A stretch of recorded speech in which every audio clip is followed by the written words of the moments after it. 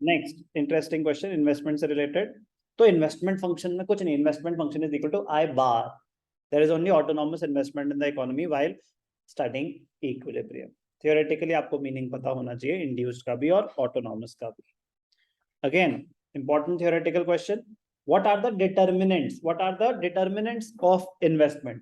Determinants of investment मतलब factors affecting the level of investment, कि आप कितनी इन्वेस्टमेंट करेंगे किस चीज पे डिपेंड करता है। दो मेजर फैक्टर्स हैं, एक MEI, two factors MEI marginal efficiency of investment और ROI rate of interest. MEI marginal efficiency of investment is the marginal additional returns which you expect by making the investment। कि मैं investment कर रहा हूं, आपकी expected return on investment कितनी है? मेरी एक्सपेक्टेड रिटर्न ऑन इन्वेस्टमेंट है 15%। अच्छा, और बैंक का रेट क्या चल रहा है? कह रहे बैंक का रेट चल रहा है 10%। बैंक का रेट मतलब बैंक से अगर लोन बोरो करोगे तो रेट ऑफ इंटरेस्ट क्या है? ये कॉस्ट ऑफ बोरोइंग की बात हो रही है। कॉस्ट ऑफ बोरोइंग है 10% और आप वो इन्वेस्ट करेंगे तो आप कमाएंगे 15%। Would you like to invest? Yes. But अगर आपका MEI होता 8%, एक्सपेक्टेड रिटर्न ऑन इन्वेस्टमेंट आपकी 8% और अभी कॉस्ट ऑफ बोरोइंग चल रही है 10%, would you like to invest? No. तो you rational investor will continue to invest as long as MEI, marginal efficiency of investment, is greater than the rate of interest. Rate of interest is the cost of borrowing, not the return on investment. Okay, कोई doubt? Rate of interest किस, कौन से rate of interest की बात हो रही है? आपकी cost of borrowing. MEI marginal efficiency of investment, it refers to the expected rate of return from an additional investment. MEI is determined by two factors. Supply price, it refers to the cost of producing a new asset of that kind। कि आपको अगर plant आपका कुछ setup है, कह रहे और कितना पैसा लगेगा ऐसा एक और सेटअप बनाने में, तो वो हो गया cost of producing a new asset of that kind. Of that kind मतलब जो आप ऑलरेडी काम कर रहे हो, इसको अगर आप स्केल अप करना चाहोगे तो और कितने पैसे लगेंगे।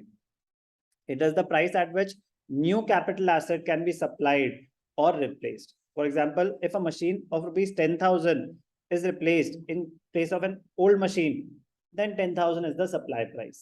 Investment required. Supply price is the money required to be invested.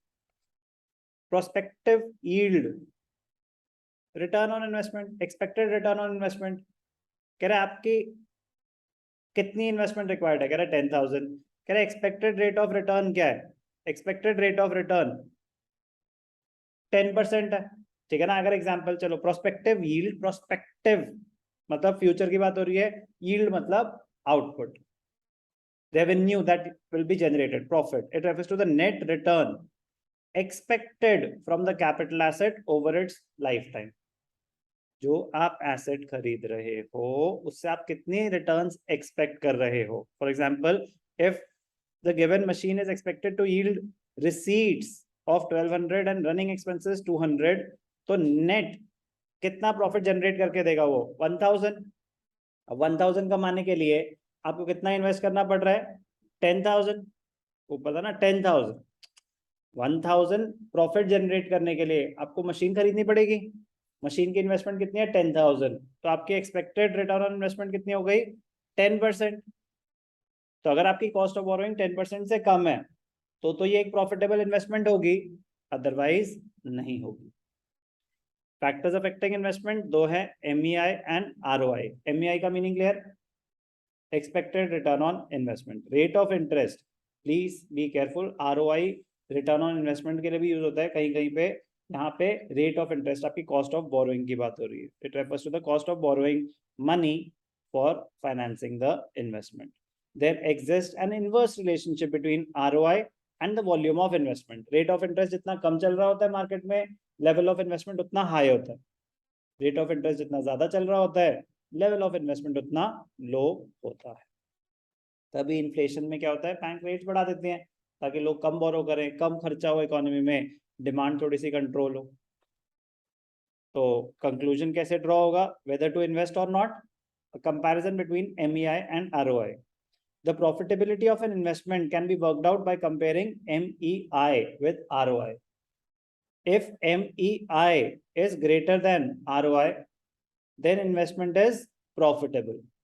For instance, if an entrepreneur has to pay 12% rate of interest on loan acquired by him and the expected rate of profit is 20%, तो आप खुशी खुशी loan बोरो कर लोगे कि आपको loan मिल रहा है 12% पे और एक्सपेक्टेड रिटर्न है 20%.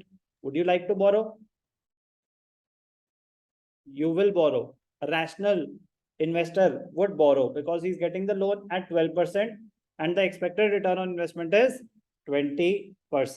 Then he will surely go for the investment and will continue making the investment till MEI is equal to ROI. क्या करा? Factors affecting investment or determinants of